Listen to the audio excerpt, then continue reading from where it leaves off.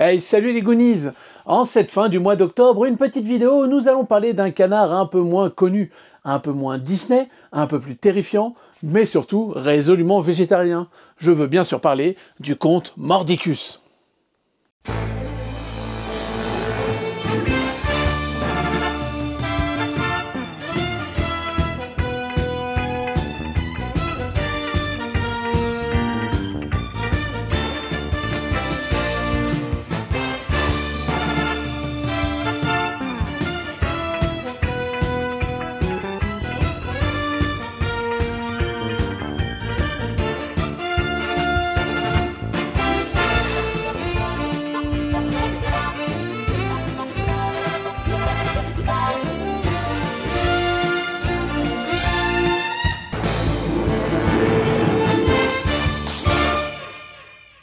Le Comte Mordicus ou Count Duncula est une série d'animation sortie en 1988 chez nous sur Canal+ d'abord, puis 1990 sur Antenne 2 et enfin 1995 sur M6.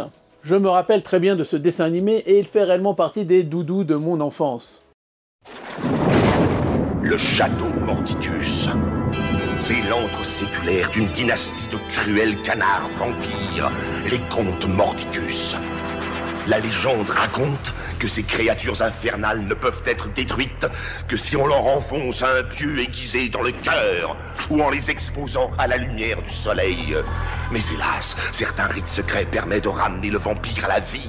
Un rite qui ne peut s'accomplir qu'une fois par siècle quand la lune entre dans la 8e maison du Verseau. Du sang de cervelle de chauve-souris. Oui, dessus. Mais la dernière réincarnation ne fut pas ce qu'on espérait. Au cœur de la Transylvanie, il ne mange que des spaghettis. Oui, c'est le pire des vampires.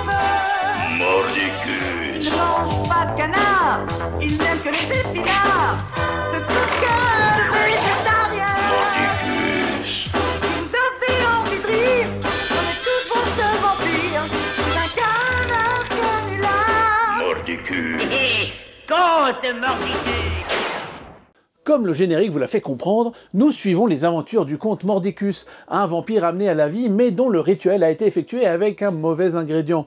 En effet, plutôt que d'utiliser la bouteille de sang, ses acolytes se trompent et utilisent une bouteille de ketchup, ce qui a pour effet de faire revenir à la vie non pas le plus cruel des canards vampires, dernier de la lignée transylvanienne, mais bien un vampire végétarien qui refusera alors de boire du sang et de manger de la viande. Il rejette complètement sa nature de vampire, préférant se consacrer pleinement à son plat préféré, le sandwich au brocoli. Mordicus vit avec ses deux personnels de maison, Igor et Nounou. Nounou est une poule plutôt balèze, avec constamment un bras en écharpe. Elle est caractérisée par un côté un peu niais, mais très maternel. Elle est aussi relativement balourde et a un côté gros bras masculin. D'ailleurs, elle est doublée en français et en anglais par des hommes. Et c'est elle qui va confondre la fameuse bouteille de ketchup. Igor, lui, c'est le majordome typique des films d'horreur, représenté par un vautour. Nostalgique du bon vieux temps, il essaye de tout faire pour pousser Mordicus à agir de la manière la plus épouvantable qu'il soit, afin d'être un vampire digne de ce nom. Et cela fait environ 7 siècles qu'Igor est au service de la dynastie des canards vampires, ce qui explique son désappointement. Et voilà, je suis très désappointé! Igor est un personnage très intéressant et le vrai dindon de cette farce qu'est le comte Mordicus.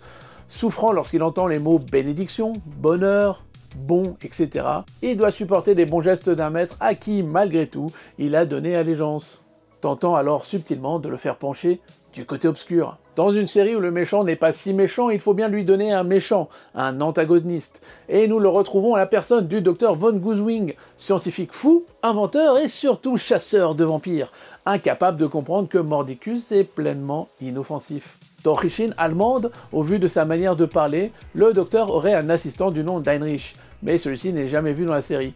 Probablement parce qu'il aurait fini par démissionner, ou plutôt parce qu'il n'existe que dans l'esprit malade du Dr Von Goosewing. Le Comte Mordicus est une série d'animation de 65 épisodes quand même, de 22 minutes chacun, et a été créé par le studio Cosgrove Hall, un studio britannique de Manchester. Et ce studio a comme producteur la chaîne Thames, connue pour le fameux Benny Hill ou Mr Bean.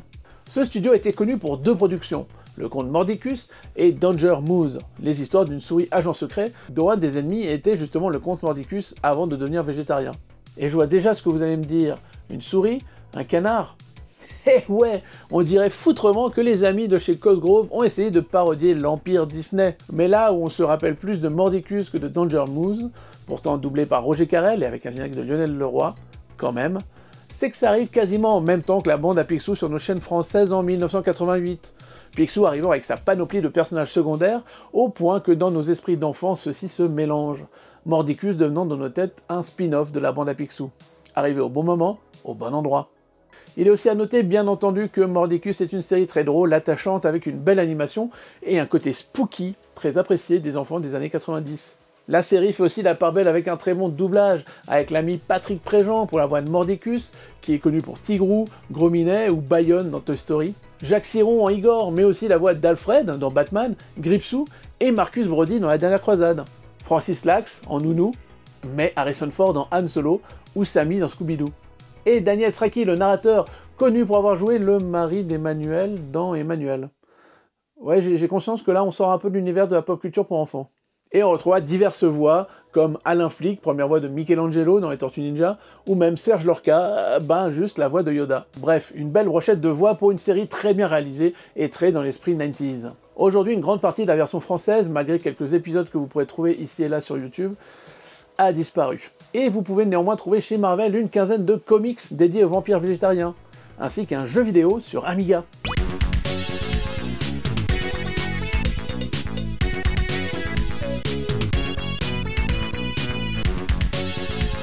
Et des jouets devenus assez rares et chers aujourd'hui. Alors voilà, j'espère que cette très courte plongée dans l'univers de Mordicus vous aura rendu tout aussi mordu que moi de cette série, ou alors qu'elle vous aura simplement replongé dans une époque bénie, où nous nous lovions sur le canapé en velours côtelé de nos parents, un bol de Nesquik à la main, la neige à la fenêtre, et les yeux rivés sur ces dessins animés magiques, et l'esprit prêt à rêver. Allez, prenez soin de vous, c'était Super Canard, ciao.